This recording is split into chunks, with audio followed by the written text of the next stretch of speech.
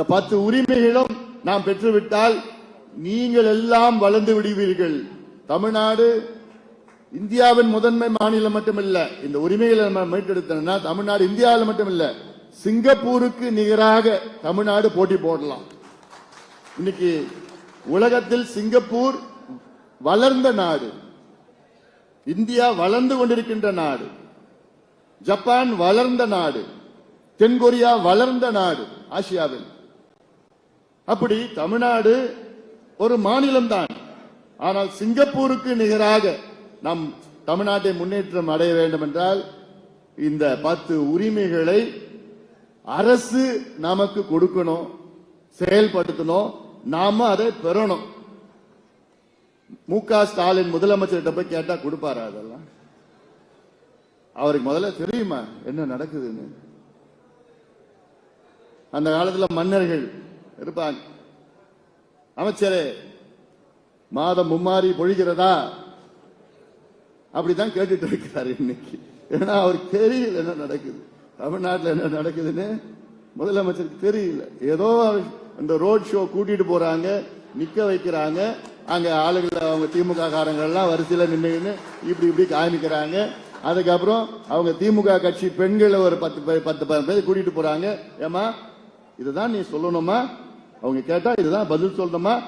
இந்த ஒரு பதில், 2வது பதில், 3வது பதிலுமா இப்படி சொல்லணுமா சொல்லிட்டு அவர் கேட்காரு. என்னம்மா நல்லா மகிழ்ச்சியா இருக்கிறீங்களா?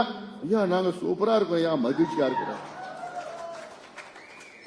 என்னையா இதெல்லாம் என்ன நாடகம், என்னையா டிராமா பண்றீங்க?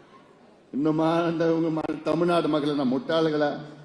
நீங்க செய்யற பித்தலாட்டம், நீங்க செய்யற டிராமா நம்புறதெல்லாம் அதெல்லாம் அந்த காலம். இப்ப எல்லாம் தெளிவா இருக்கிறாங்க. என் தம்பிகளும் என் தங்கைகளும் எல்லாம் தெளிவா இருக்கிறாங்க. எல்லாம் சும்மா நாடகம் வச்சுக்கிட்டு அப்படியே ரோட்ல போறாரா போடுறாரா போங்க. உண்மையா பண்ணுங்க, உண்மையா செய்யுங்க. நீங்க முதலமைச்சர், ஒரு நாடு தமிழ்நாட்டினுடைய முதலமைச்சர், மாநிலத்துடைய முதலமைச்சர். நீங்க இப்போ எல்லாரும் மக்களும் சந்திங்க, என்ன பிரச்சனை கஷ்டம் கேளுங்க. உங்களுக்கு உண்மையிலே கஷ்டங்களை தெரிய வேண்டும் என்றால் நீங்க கிராமத்துல யாருக்கும் தெரியாம நீங்க அமைதியா போய் ஒரு பெண்ணுகிட்ட கேளுங்களேன், எவ்வளவு கஷ்டப்படுறாங்க, என்ன பிரச்சனைன்னு கேளுங்களேன். ஏன் ஒரு விவசாயத்தில் போய் கேளுங்களேன், என்ன விவசாயிகள் என்ன கஷ்டப்படுறாங்க கேளுங்களேன். அதை வச்சுட்டு டிராமா பண்ணிட்டு இருக்கிறீங்க. என்னமோ இதுவரை சரித்திரத்திலே எந்த முதலமைச்சரும் கல்லணையிலிருந்து தண்ணியை திறந்து விடலையா? கல்லணையில தண்ணி திறந்து விடுற வேலை யாருது வேலை தெரியுமா? அங்க இருக்கிற பிடபிள்யூ ஆபீசர் வேலை.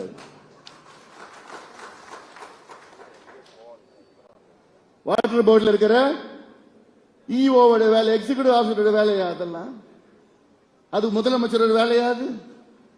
இதான் என்னமோ வரலாற்றிலே முதலாக ஒரு முதலமைச்சர் கல்லணையிலே தண்ணியை திறந்து விட்டார். என்ன யார் ஏமாத்துறீங்க? மேட்டூர் அணையில அதான் நான் சொன்னேன், இந்த அணைகள்லாம் விட்டுட்டு போங்க, அவங்க வேலை கிடையாது. அந்த காலத்துல வெள்ளக்காரன் இந்த அணையெல்லாம் கட்டுப்பாட்டுல வச்சிருந்தான். ஏன் கட்டுப்பாட்டுல வச்சான்? இந்த அணையை கண்ட்ரோல் பண்ணதான் மக்களை கண்ட்ரோல் பண்ண முடியும். இதெல்லாம் சுதந்திரம் இந்தியா 78 ஆண்டுகள் ஆயிடுச்சு. இன்னும் அணைகளை நம்ம கட்டுப்பாட்டில் வச்சுக்க முடியாது. இதுதான் அங்க செம்பரம்பாக்கல நடந்தது, இதுதான் அங்க நம்மளுடைய சாத்தனூர் அணையில நடந்தது. சாத்தனூர் அணைய திறக்கணும் யாரோட அனுமதி கேட்டான்? முதலமைச்சரோட அனுமதி. முதலமைச்சர் தூங்கிட்டு இருக்கிறார். அங்க இருக்கிற அதிகாரிகிட்ட தெரியும் எப்ப தண்ணி வருது, எவ்வளவு வருது, எப்ப திறந்து விடணும் அவங்களுக்கு தெரியும். இது முதலமைச்சர் அனுமதி தான் பண்ணணுமா? என்னையா நிர்வாகம் இதெல்லாம்? அந்த காலத்துல வெள்ளக்காரன் காலத்திலேயே இன்னும் அப்படியே இருக்கிறீங்க. எங்க கிட்ட ஆட்சியை விடுங்க. அதெல்லாம் அவங்க வேலையை அவங்க விட்டுட்டு போறோம், அவ்வளவுதான். நல்லா செய்வாங்க, நல்ல வேலைகளை செய்வாங்க. இதை விட்டுட்டு விளம்பரம் படுத்துறீங்க. தமிழ்நாடு மக்கள் மகிழ்ச்சியா இருக்காங்களா? சர்வே பண்ணுங்களா ரோட்ல போயிட்டு. காரி மொழிஞ்சிட்டு தமிழ்நாடா ஆட்சியா நடத்திட்டு. டயா பூஸ்டர் சுகருடைய ரிமோட் கண்ட்ரோல் இனி உங்க கையில. அனைத்து மருந்து கடைகளிலும் கிடைக்கும். செய்திகளை உடனுக்குடன் தெரிந்து கொள்ள கீழ்கண்ட கேபிள் மற்றும் டிடிஎச் நெட்வொர்க்குகளில் எம் நாடு செய்தி தொலைக்காட்சியை காணுங்கள். பாதகம் செய்பவரை கண்டால் நாம் பயம் கொள்ளலாகாது பாப்பா. மோதி மிதித்து விடு பாப்பா, அவர் முகத்தில் உமிழ்ந்து விடு பாப்பா. அண்மை செய்திகளை உடனுக்குடன் தெரிந்து கொள்ள இணைந்திருங்கள் எம் நாடு தொலைக்காட்சியுடன்.